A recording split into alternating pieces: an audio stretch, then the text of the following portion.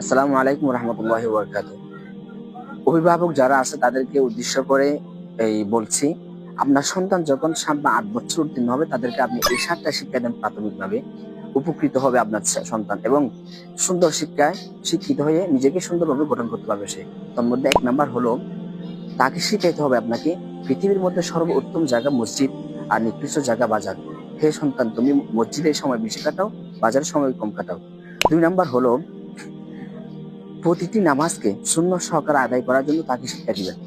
3 নাম্বারের মধ্যে মসজিদের আদব রক্ষা করার জন্য বলবেন। আদব রক্ষা করা মানে হচ্ছে কি, তুমি যখন সন্তান তুমি যখন মসজিদে যাবা, এই মসজিদ সাফাই করবা, ময়লা থাকলে ময়লাগুলো পরিষ্কার করে দিবা এবং মসজিদে গিয়ে চেঁচামেচি করবা না, মানুষ তোমাকে খারাপ বলে, এই শিক্ষাগুলো তাকে দিবেন প্রাথমিকভাবে। 4 নাম্বার হলো তাকে বলা হবে যে জুমার দিনটাকে তুমি পরিপাটি রূপে কাটাও। তার মানে হচ্ছে ঘুম থেকে তাড়াতাড়ি উঠতে হবে, তারপর হচ্ছে গোসল সেরে নিতে হবে, যাওয়ার পরে ফার্স্ট টাইম আজান সহকারে আজান সাথে সাথে মসজিদে যেতে হবে এবং ইমামের কথাবার্তা গুলা খুব ভালোভাবে শুনতে হবে, এইটাই আর কি।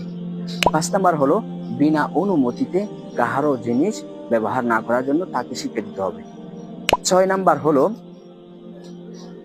ছোটদেরকে বিনয়ের সহিত শাসন করার জন্য তাকে বলবে।